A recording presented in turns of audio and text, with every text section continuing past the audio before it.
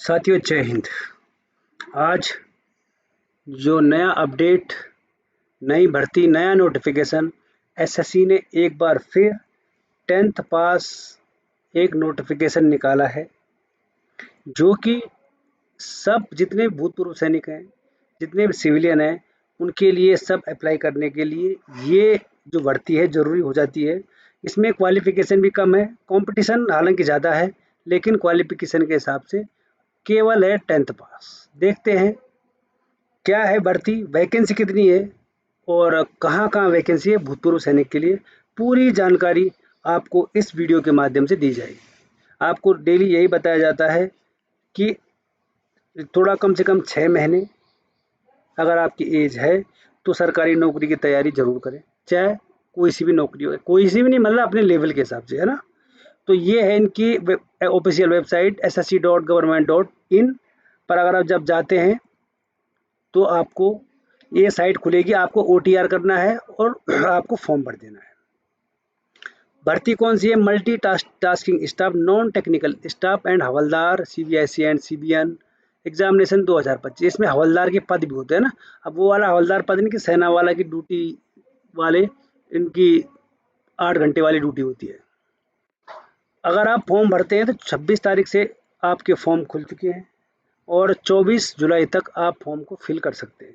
बाकी ये जो डेट है लिखी है, ये करेक्शन के लिए है और आपकी कोई गलती हो जाती है तो उसके लिए है।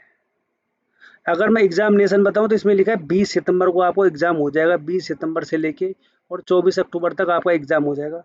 तो आप उस हिसाब से पढ़ाई कर लीजिए अगर आप फॉर्म भर रहे हैं तो। वैसे भी मैंने देखी, रिटायरमेंट आदमी बहुत कम ही तैयारी करते हैं, लेकिन एक बार आप ट्राई करके ज़रूर देखें। ये इनका टोल फ्री नंबर है। अगर आपको कुछ भी डाउट होता है तो आप इस टोल फ्री नंबर पे फ़ोन कर सकते हैं।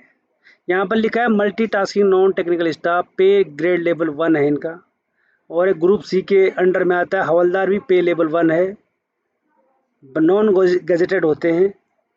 और बाकी इसमें अगर मैं वैकेंसी की बात बताऊँ तो इसमें लिखा है वैकेंसी बीइंग कलेक्टेड, लेकिन हवलदार इन CBSE एंड CBN के लिए 1075 वैकेंसी यहाँ पर रखी गई है। लेकिन आपको नीचे पूरी डिटेल वैकेंसी की आपको दी जाएगी। वैकेंसी बढ़ती भी है और वैकेंसी कम तो नहीं होती, लेकिन बढ़ ज़रूर जाती है। आपको मैं पूरा वीडियो तो नहीं दिखाऊंगा, पूरे पेज तो नहीं दिखाऊंगा, लेकिन जो एक्स सर्विसमैन के लिए है मैं केवल उन्हीं पेजों पे फोकस करूंगा। आपको हाईलाइट करे हुए मिलेंगे वो पेज। तो अगर मैं एज बताऊं आपको, यहाँ पर एज लिखा है एक्स सर्विसमैन की 3 साल after deduction of the military service, और उसके बाद आपको एक्चुअल एज आपकी आ जाएगी। आपने 3 साल अपनी सेना की 17 साल 24 साल माइनस करनी है। उसके बाद 3 साल और माइनस करोगे तो आपकी एज आ जाएगी, तो आप इसके लिए एलिजिबल हो जाओगे। एज की कोई समस्या नहीं होती, मैं आपको हर बार ये बताता हूँ। आप 50 प्लस नहीं होनी चाहिए। वैसे अगर आप 46 45 हो तो आप एक बार भी ट्राई कर सकते हैं।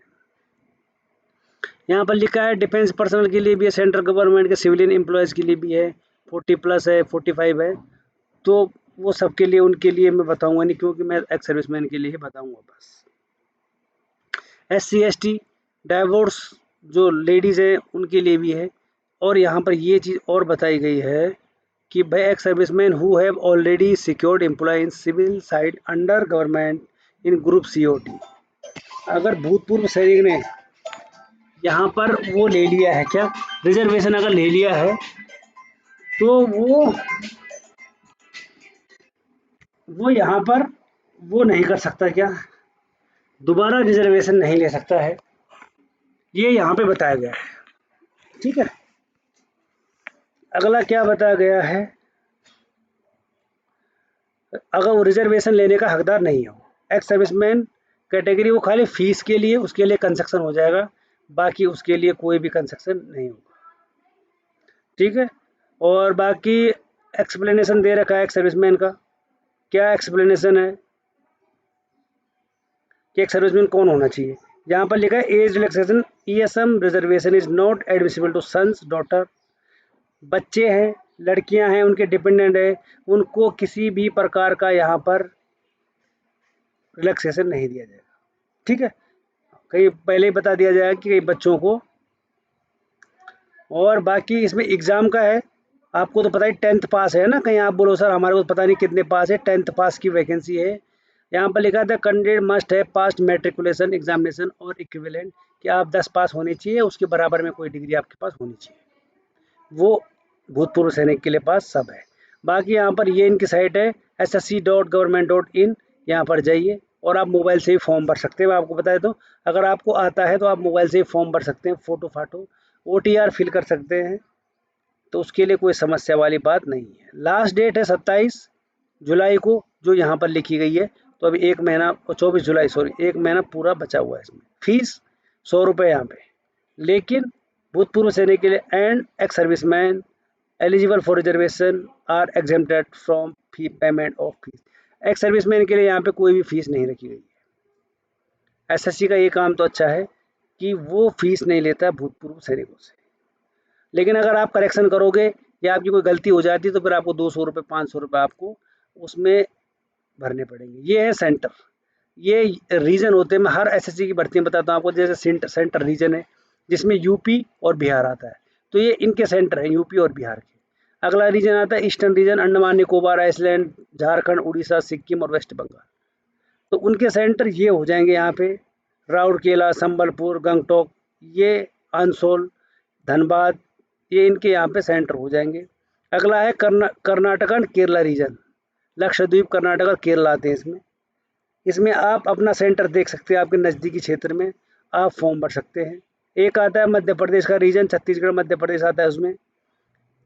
भोपाल, उज्जैन, जबलपुर, सतना, सागर, बिलासपुर, भिलाई, दुर्ग, ये इनके सेंटर हो जाएंगे। और एक आता है NER, northern eastern region, Arunachal Pradesh, Assam, Manipur, Meghalaya, जहाँ नॉर्थ ईस्ट है उनके है ये एग्ज़ाम सेंटर। ईटानगर, डिब्रूगढ़, जोरहाट, उखरूल, दीमापुर, अगरतला, ये अलग। और सबसे मेन आता है नॉर्दर्न रीजन, जहाँ पर बहुत ज़्यादा कंपटीशन होता है, दिल्ली, राजस्थान और उत्तराखंड, जिसमें आते हैं जयपुर, बीकानेर, दिल्ली, हल्द्वानी, हरिद्वार, देहरादून, रुड़की। और उससे भी खतरनाक रीजन आता है नॉर्दर्न वेस्टर्न, यानी चंडीगढ़ वाला, मोहाली, हमीरपुर। इसमें भी बहुत कंपटीशन होता है, इसमें भी आपको वैकेंसी देखने को मिल जाएगी।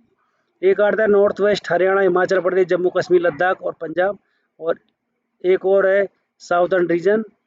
और सबसे लास्ट में western region, Dadra and Nagar Haveli, Daman, Goa, Gujarat and Maharashtra. यहाँ की कट ऑफ थोड़ा कम जाती है, आपको ये भी बता देते हैं, ये इनके सेंटर हो जाएंगे। यहाँ पर लिखा हुआ है कि भाई इनका कंप्यूटर बेस्ड एग्ज़ाम होगा और उसके बाद फिजिकल टेस्ट भी होगा। तो पहले तो एग्ज़ाम निकालने की देरी है, बाकी फिजिकल तो हो ही जाएगा। 13 रीजनों में और 13 रीजनल लैंग्वेज में आपको पेपर दिया जाएगा, मतलब 13 भाषाओं में आपको पेपर देखने को मिल जाएगा। कौन कौन से? आसामी, बंगाली, गुजराती, कन्नड़ा, कोंकणी, मलयालम, मणिपुरी और मैथिली, उसके बाद मराठी, उड़िया, पंजाबी, तमिल, तेलुगु एंड उर्दू। ये जो रीजनल लैंग्वेज है, हिंदी इंग्लिश तो है ही, लेकिन उसके अलावा भी आपको इन भाषाओं में पेपर देखने को मिल सकता है। पेपर कैसे होगा? देखो, मैथ्स है, 20 क्वेश्चन है, ठीक है, और 60 नंबर है। रीजनिंग है, 20 क्वेश्चन है, 60 क्वेश्चन है। और जीके है 25 क्वेश्चन, 75 नंबर के, यानी एक क्वेश्चन का जो नंबर हो जाएगा वो 3 नंबर का हो जाएगा, ठीक है। आगे चलते हैं। अभी यहाँ पर होगा, एक ही दिन में होंगे दोनों सेक्शन, है ना। देखो, सेशन 1 सेशन 2 ये सेम डे होंगे। कहीं आप सोचो कि सर अगला दिन होगा, एक ही दिन होंगे। सेशन 1 एंड सेशन 2 एक ही दिन में कंडक्ट करवाए जाएंगे। उसके बाद फिजिकल होगा यहाँ पर मेल के लिए 1600 मीटर, यानी 15 मिनट में आपने 4 चक्कर मार रहे हैं ग्राउंड के, तो बहुत ज़्यादा वॉकिंग होती है, तो इसकी कोई दिक्कत नहीं है। दिक्कत है केवल पेपर की। आपकी हाइट माइट में भी छूट है, यहाँ कोई समस्या नहीं है। अब चलते हैं डायरेक्ट वैकेंसी पे, कि कितनी वैकेंसी कौन से स्टेट में एक्स सर्विसमैन की कितनी वैकेंसी है। सीधा ले चलता हूँ मैं आपको वैकेंसी पे, क्योंकि बाकी ये बीच में जितना भी लिखा है ये खाली फॉर्म भरने के लिए लिखा है कि कैसे फॉर्म भरा जाएगा। ये आ गई वैकेंसी। अभी देखो, ये जोन वाइज है, ठीक है। और यहाँ पर है कौन सी टाइप है, जो CGST होता है ना, एक होता है जीएसटी, एक होता है सीजीएसटी, एक होता है एसजीएसटी। आपने सुना होगा जो जीएसटी के टाइप होते हुए 3 टाइप होते हुए है ना। तो जो सीजीएसटी औरंगाबाद में हवलदार की वैकेंसी है वो कोई वैकेंसी नहीं है एक सर्विसमैन के लिए, लेकिन बेंगलुरु हवलदार के लिए एक वैकेंसी है, भोपाल हवलदार के लिए एक है और भुवनेश्वर के लिए नहीं है। अगला आता है डायरेक्टोरेट सिविलियन हवलदार के लिए 3 वैकेंसी है, चंडीगढ़ हवलदार के लिए भी 3 वैकेंसी है, तो आप इसके लिए अप्लाई कर सकते हैं। और चेन्नई हवलदार के लिए भी 3 और चेन्नई कस्टम हवलदार के लिए 14 वैकेंसी है। सबसे ज़्यादा वैकेंसी आपको यहाँ देखने को मिलेगी, तो आप भर सकते हैं। अगला है दिल्ली हवलदार के लिए 2 वैकेंसी है दिल्ली में, हवलदार डीजीपीएम डायरेक्टोरेट 3 और गुवाहाटी हवलदार के लिए 4, हैदराबाद हवलदार के लिए 2, जयपुर हवलदार के लिए 1, उसके बाद आ जाओ कलकत्ता और लखनऊ में 1 और 2, मुंबई में सीजीएसटी के हवलदार के लिए 3 और सबसे ज़्यादा वैकेंसी है मुंबई कस्टम हवलदार। अगर आप किसी की नौकरी नहीं लग रही है तो आप यहाँ से फॉर्म फिल कर दीजिए, हो सकता है आप यहाँ से भर्ती हो जाए मुंबई कस्टम हवलदार से। उसके बाद पुणे हवलदार के लिए 6 है और रांची हवलदार के लिए 3, तिरुवनंतपुरम कस्टम हवलदार के लिए 1 और बाकी आता है बड़ोदरा यानी गुजरात हवलदार के लिए 5 वैकेंसी है। टोटल जो भूतपूर्व सैनिक की फिलहाल हवलदार की वैकेंसी है वो हो जाएगी आपकी 107। तो आप अपने नज़दीकी क्षेत्र या अगर आपको जॉब की ज़्यादा रिक्वायरमेंट है तो आप किसी भी जगह से आप फॉर्म भर सकते हैं।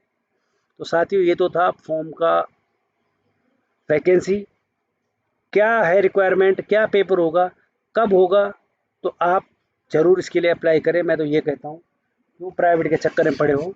तो आज का यहीं पे करते हैं वीडियो समाप्त, मिलेंगे एक और नई अपडेट के साथ, तब तक के लिए थैंक यू और धन्यवाद।